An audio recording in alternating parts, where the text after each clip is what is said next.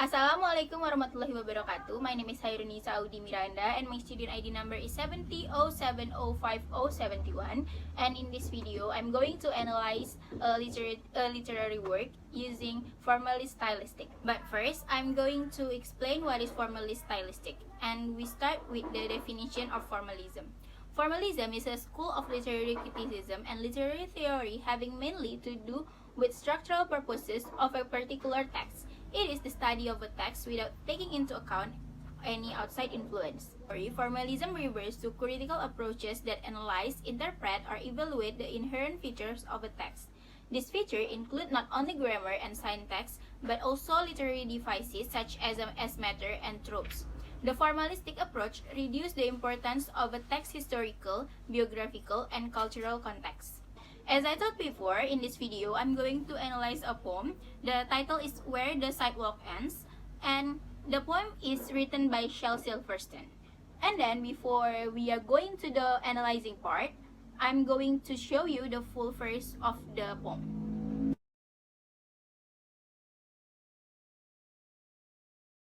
Where the Sidewalk Ends is presented with 3 stages. The first stage is fundamental function of language, and the second is structural features, and the third is cohesion and foregrounding. And then we will move to the first stage, which is the function of language. In this poem, the addresser is the poet who is presented by the first person pronoun, that is we, and by using we, the writer makes this poem more relatable to the reader. The writer tries to remind us as the adults to rest for a while from the distressing life. Silverstein persuades us as the reader to remember the happiness life of the children. And we can see it on the line 10, stanza 2, which is, we shall walk with a walk that is measured and slow. Also, we can see the others on the stanza 3, line 13 and 14.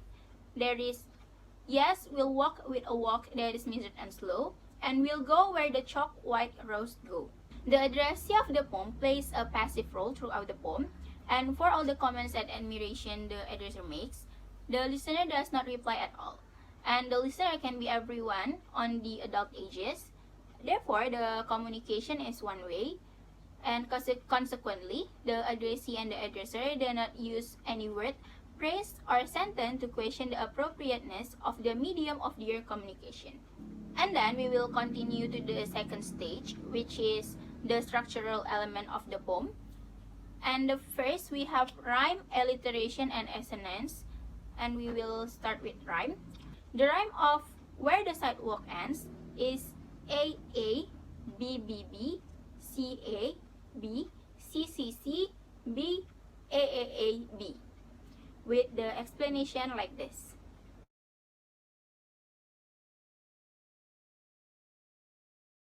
After reading the rhyme, it is observed that the existence of monosyllabic words such as white, bright, and flight, rhyming at the end of the poem, it is creating a pleasant sound pattern.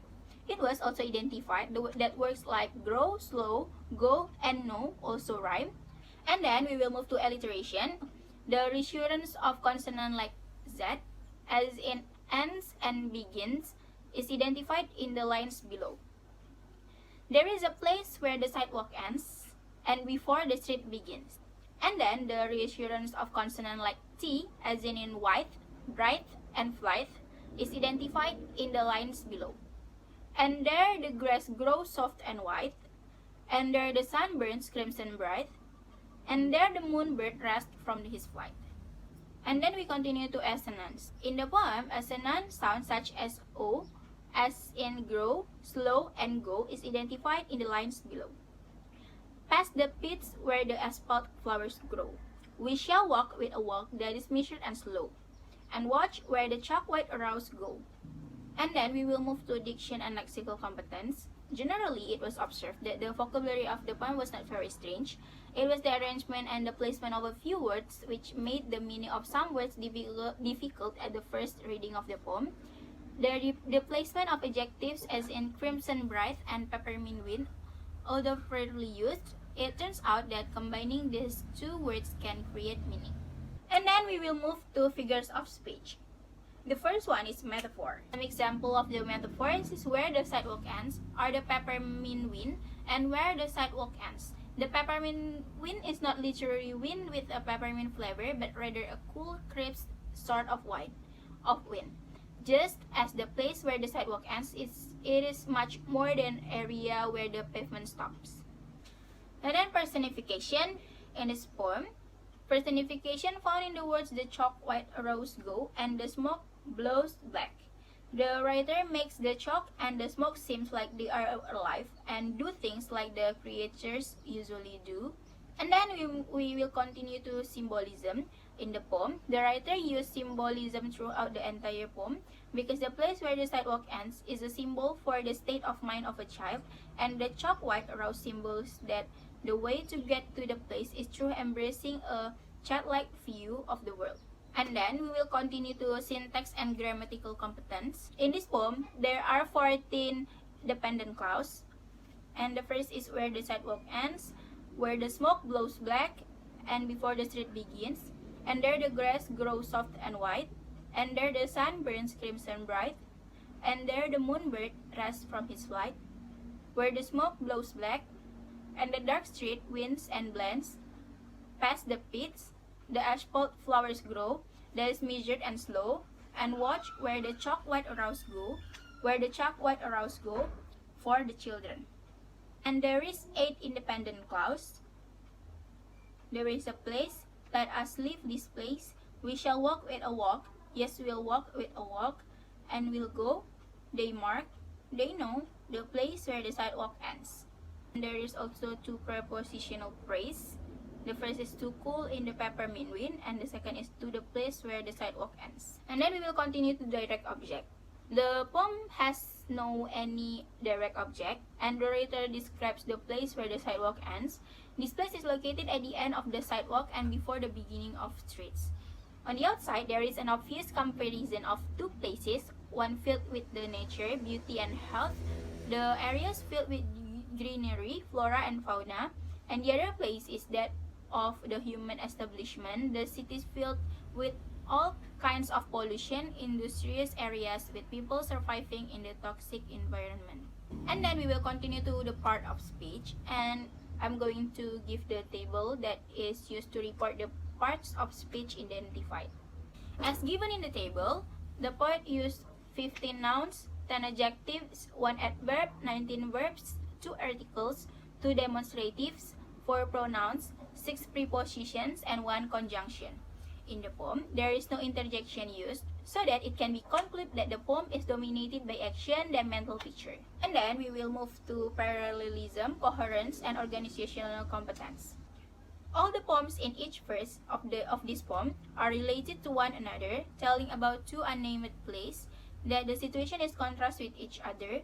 The first location takes place in the area called where the sidewalk ends. It is a beautiful place that is described by nice things, such as the grass grows soft and white, the sun burns crimson bright, and the moonbird rests from his flight, and the peppermint wind. And then we can see in the second stanza, it is describing a place with the air pollution. It shows the place of industrial area which has a bad condition that is expressed by the words that smoke blows black, the dark street, and the asphalt flower. The continuity between each stanza creates a beautiful meaning that is also meaningful to the reader. So that is all for my analysis using Formalist stylistic on where the sidewalk ends poem. And then we will continue to the very last part, which is conclusion. And in conclusion, this poem entitled Where the Sidewalk Ends was written beautifully by Shel Silverstein. It is amazing how Silverstein implicitly encouraged the reader to take care of the environment surrounding them and also abandon the darkness within to reach a happy, healthy, and wonderful life. The rhyme, alliteration, and assonance in this poem add to the rhythm of this poem to be beautiful. The choice of diction and the right figure of speech add to the beauty of the implied meaning behind this beautiful poem. And that is all for my video today. Thank you so much for watching. I hope you enjoyed it.